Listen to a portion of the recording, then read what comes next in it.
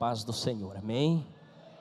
Estou muito feliz de estar reunido com vocês na noite desta sexta-feira e pela primeira vez aqui nesse mega templo para adorar o nome do Senhor, juntamente com todo esse povo abençoado. Deus já nos levou em outros lugares para pregar a palavra de Deus, mas a gente sente um peso muito grande, principalmente quando é em ginásio. Mas desde o primeiro louvor que eu estou acompanhando aqui, até a última ministração, a gente percebe que o clima está leve. Significa que Deus vai salvar muito neste evento. Já participei de outros grupos, de outras extensões, e eu quero parabenizar o reverendo pastor Eliezer Miranda, presidente desse campo tão abençoado, e o pastor Jimmy Trovão, Pastor Jimmy Trovão, que é o organizador deste evento, e toda a equipe, do menor ao maior que está fazendo parte, os que estão em todos os locais aqui, dando o seu melhor, pela recepção, que Deus abençoe a todos. Pastor Jimmy Trovão, outro dia me ligou chorando de madrugada, apresentou um jejum de um dia todo, porque ele queria que almas se rendessem. Quero louvar Deus pela vida do pastor Ivo Rodrigues e da pastora Francesca, e de todos os irmãos que estão aqui. Eu vi uma união muito grande, isso é muito lindo, tá bom? Me sinto o menor da casa do Pai, mas eu tenho certeza que nesta noite, Deus, Ele vai alegrar muito o nosso coração. Mateus, vamos para a palavra do Senhor, ainda tem muito a ser feito nesta noite, e Jesus vai operar de forma sobrenatural. Mateus, o capítulo de número 26, e o versículo de número 36. Querido, lá pode colocar aquele fundo musical para mim, que eu preparei. Tá bom? Quero aqui externar minha gratidão ao bispo Alejandro Bonfim, que está nos acompanhando através das redes sociais. Quero mandar um abraço ao meu pastor, na qual sou membro, o missionário Braulio Guzmão, lá em Belém do Pará, da Igreja do Evangelho Quadrangular, no Templo dos Anjos.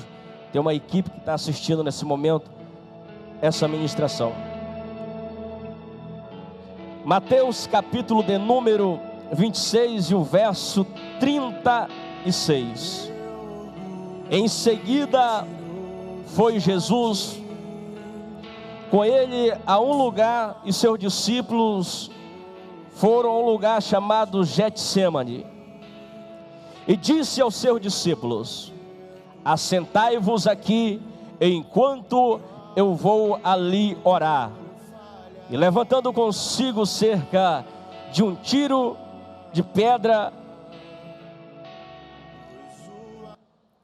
levou Pedro, Tiago e Zebedeu, e começou a entristecer-se e angustiar-se. Então disse: a minha alma está profundamente angustiada até a morte. Ficai aqui e vigiai comigo. Adiantando-se um pouco, prostou-se, e o seu suor se tornou como gota de sangue. Oramos a Deus.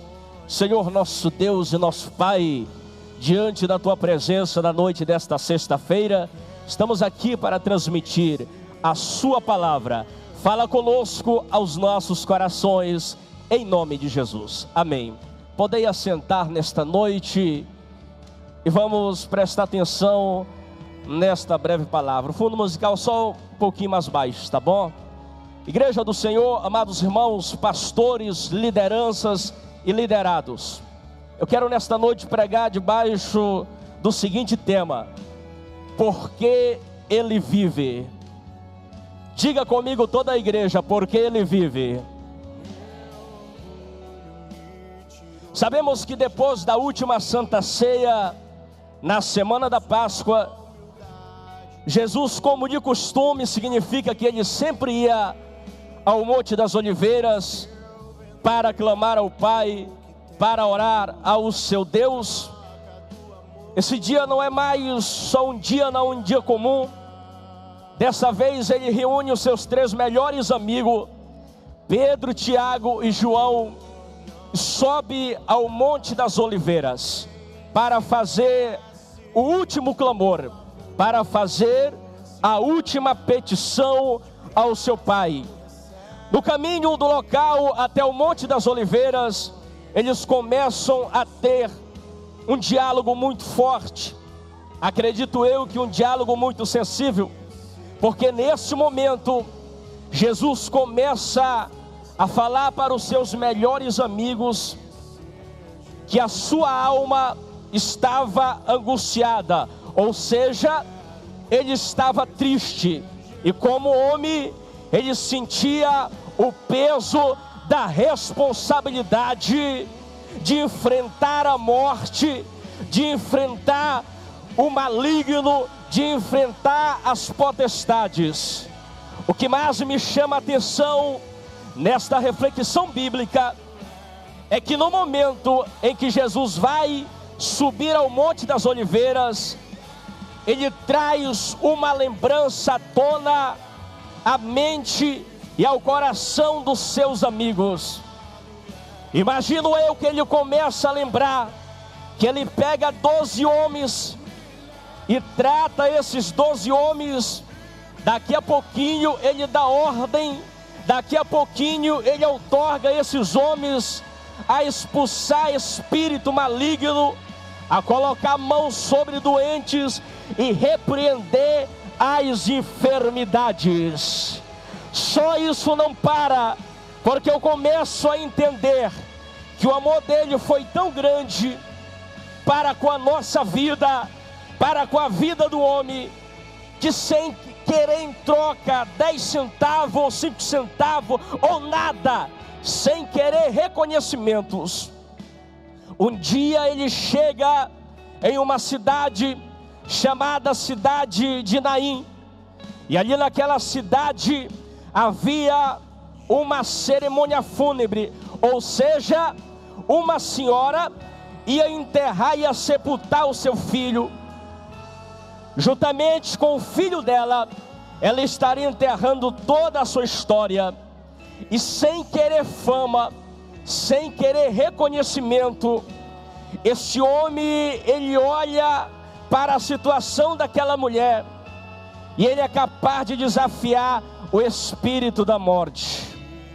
Talvez você não entendeu, pela minha e pela sua vida, pela vida do seu filho, pela vida do seu esposo, que hoje talvez a senhora veio para esse templo e o teu esposo foi para um bar ou foi para um outro local. Jesus lá no passado, ele já tinha olhado essa situação e ele disse que ele ia subir no Monte das Oliveiras para desafiar a morte, para desafiar as potestades, para desafiar Satanás e os teus anjos, só para provar que ele vive e que ele reina e que em breve ele voltará para buscar a sua igreja.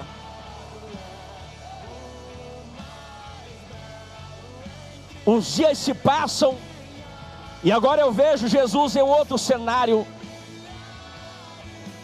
Baixa mais fundo musical aqui, querido, para mim, por favor. Jesus está em um outro cenário novamente, com seus amigos, com seus discípulos, e eles têm que atravessar o mar da Galileia. E na travessia do mar da Galileia, todos os leitores da Bíblia sabem que acontece um episódio inédito. Justamente nesse momento veio uma grande tempestade, e a Bíblia diz que de maneira que o barco ia se romper, Jesus estava dentro daquele barco, e nesse momento Jesus se levanta. Quando os discípulos vão despertar ele se levanta. Ele poderia muito bem naquele momento deixar aquela embarcação, transformar um caminho no meio daquele mar e sair andando a pé enxutos. Mas Jesus é capaz de fazer uma análise e dizer: não está só eu dentro dessa embarcação, juntamente comigo estão os meus amigos, e eu não vou deixar eles sozinho nesta embarcação. Calma aí, isso significa que nos momentos mais difíceis da sua vida, ele vai estar do teu lado, e você não vai estar só nesta embarcação. Nem que ele tenha que desafiar a ciência, nem que ele seja capaz de desafiar o sistema. Ele olha para o mar, ele olha para a tempestade, ele olha para o vento e ele desafia a tempestade somente para ajudar o seu povo. Eu venho como homem de Deus na noite desta sexta-feira falar para a igreja da cidade de Paragominas, que nem que ele tenha que desafiar o sistema da natureza, o mar, o vento, mas essa tempestade você não vai passar sozinho. Ele vai estar do teu lado para te ajudar nos momentos mais difíceis da tua vida. Você pode dizer nesta noite: mas eu não tenho capacidade. Levanta a mão direita toda a igreja. Eu vou liberar a primeira profecia. Você é pequeno, mas o teu Deus é grande. Ai, calabrastere. Você não pode, mas o teu Deus pode. Você não faz, mas o meu Jesus vive, e Ele fará coisas grandes esses dias na sua vida, no seu ministério.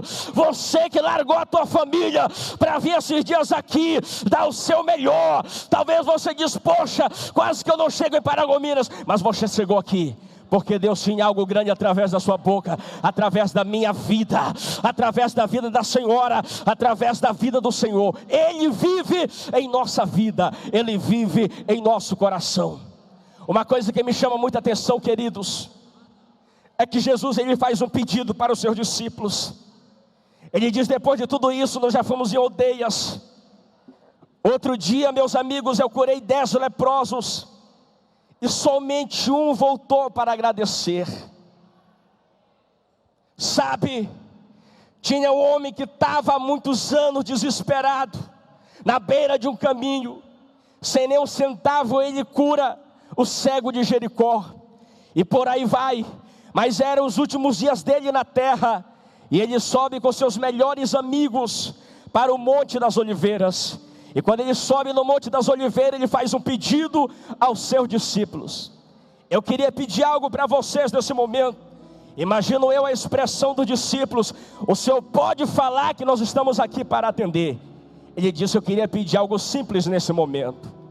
Não durma comigo essa noite, fique acordado, porque eu preciso de vocês. Se você dormir no mundo espiritual, no mundo da família, você perde a batalha. Você deixa a noite passar e você não vai ver. Mas se você estiver em alerta, se você estiver na fiação, se você estiver ligado na obediência, obedecer às diretrizes do Pai, você vai ter a capacidade de vigiar, de ficar de olhos abertos, e Deus trazer a proteção. Naquela noite, eles não suportaram o cansaço, e a Bíblia diz que eles dormem. Eles se afastam cerca de um tiro de pedra, ou seja, alguns metros. E ele começa a sentir uma dor terrível. Ele começa a ter uma dor sobrenatural. Ele volta novamente e ele encontra os seus amigos dormindo. Imagino eu que se os líderes desta igreja, os patriarcas dessa cidade, se eles estivessem dormindo há anos atrás e se acomodado acerca do evangelho, hoje não estaria essa multidão de pessoas aqui para louvar o nome desse Deus. É bom que no meio do cansaço, no meio da fadiga, Jesus sempre vai levantar alguém para lutar até o fim. Mas esse dia ele volta e ele encontra os seus amigos dormindo, e ele tem uma grande decepção. Ele faz questão de despertar os seus discípulos, e ele volta novamente. A Bíblia diz que o seu suor se transforma como gotas de sangue e cai sobre a terra. Imagino eu que a maior decepção de Jesus não foi por saber da dor que ele ia passar, mas porque Deus revela para ele tudo, e ele já vê o dia da crucificação. Porque pessoas que um dia ele ajudou, um dia ele abraçou, um dia ele estendeu a mão, agora é as mesmas pessoas que estão no meio da multidão, apontando ele, dizendo: ó, pode matar ele, pode libertar o bandido que é Barrabás, porque ele não presta. Jesus volta novamente. Eu imagino a grande decepção de Jesus, de ver aquele fato, quantas pessoas que ele ajudou e agora viraram as costas para ele. Deus me trouxe aqui na noite dessa sexta-feira para trazer uma palavra para você. Você que entrou triste, cabisbaixo dentro desta igreja, Jesus te levanta nessa noite e diz que está do teu lado. Ele não vai te abandonar, Ele não vai perder você para esta luta, para esta peleja, porque Ele vai estar do teu lado até o arrebatamento da igreja. E o que há de vir virá e não tardará, diz a Bíblia Sagrada. Algo que me chama muita atenção, Mateus 24, 27, ele disse, olha, ele diz uma passagem que todos conhecem da Bíblia, e era bom nós praticar. Ele fala que assim como o relâmpago que sai do Oriente e se mostra até o Ocidente, assim será na vinda do Filho do Homem. Estejam preparados, porque Ele vive, Ele está do teu lado. E eu profetizo na noite desta sexta-feira, que no arrebatamento da igreja do Senhor Jesus Cristo, sobre a terra, você não estará sozinho. Ele vai salvar você, Ele vai salvar a tua família, Ele vai salvar esta cidade, Ele vai usar essa mocidade para ser canal de bênção sobre a tua faculdade, sobre o seu trabalho, sobre a tua cidade, porque o tempo está afinado, o tempo é derradeiro. Hebreus 10, 37, o que há de vir virá e não tardará, mas o justo viverá da fé, e se ele recuar, a minha alma não tem prazer nele, diz o Senhor. Estejam preparados. A Bíblia continua dizendo que nós não somos daqueles que se recuam para a perdição. Eu profetizo nessa noite unção sobre a tua vida, e o maior de tudo é o seu nome escrito no céu, no livro da vida. Que Deus possa te usar para salvar os perdidos, para ganhar aqueles que estão em momentos de aflição. Então, queridos, não desanimes, não desfaleça as vossas mãos. Jesus conhece a tua vida e Jesus conhece a tua história. Eu queria que toda a igreja ficasse pés. Vamos fazer um clamor nessa noite. Eu já vou passar a oportunidade para o reverendo pastor Dimas Trovão. Eu queria que você levantasse as tuas mãos. Eu senti de Deus orar pela tua família, eu senti de Deus orar pelo teu ministério. Eu não dou sacrifício o dia todinho para perder o meu tempo aqui. Eu senti de Deus ser profeta para a tua vida, para a tua casa e para a tua história. Oramos a Deus nessa noite pelo que Ele fez e pelo que Ele vai fazer. Senhor, nosso Deus e nosso Pai, eu oro pela salvação do familiar desta pessoa. Eu oro nesta noite pela salvação desta pessoa que precisa de um milagre. Eu queria que essa igreja orasse comigo nesta noite. Ele vive, Ele está presente nesse lugar, Ele não abandonou. Ele diz que é para estarmos firmes, porque Ele conhece o que permeia o nosso coração, Ele conhece as nossas dores, Ele conhece as nossas decepções, Ele conhece o que já fizemos para Ele de grande na obra missionária. Alabracalabrasté. E nesta noite Ele segura as tuas mãos para dizer que o que Ele vai alegrar o teu coração é algo sobrenatural. Homem, eu não te conheço, mas eu te vejo como um baluarte para ganhar muitas almas. É a primeira vez que eu chego nessa cidade, mas aquela frustração, aquela decepção tão grande, aquela perca, o meu Deus manda te dizer que Ele recompensa com almas para o reino dele. Ele vai salvar esses dias. Ele está curando pessoas aqui dentro desta igreja. Eu vejo Deus curando, eu vejo Deus mudando vida, eu vejo dias de salvação, eu vejo dias de glória. Pode até tu não entender hoje, mas assim diz o Senhor, que tu és uma promessa dele. Eu não te conheço, é a primeira vez que eu vejo você dentro desta igreja, mas Deus acaba de me falar que agora, que o chamado é muito grande. Um dia tu já foste vaso, alabracalabrastéria, e através da oração de uma mulher, Deus me fala que Ele não abre mão de você. Eu vejo algo muito grande sobre a tua vida, eu vejo uma chave desse estado na tua mão, e tu sabe o desejo do teu coração.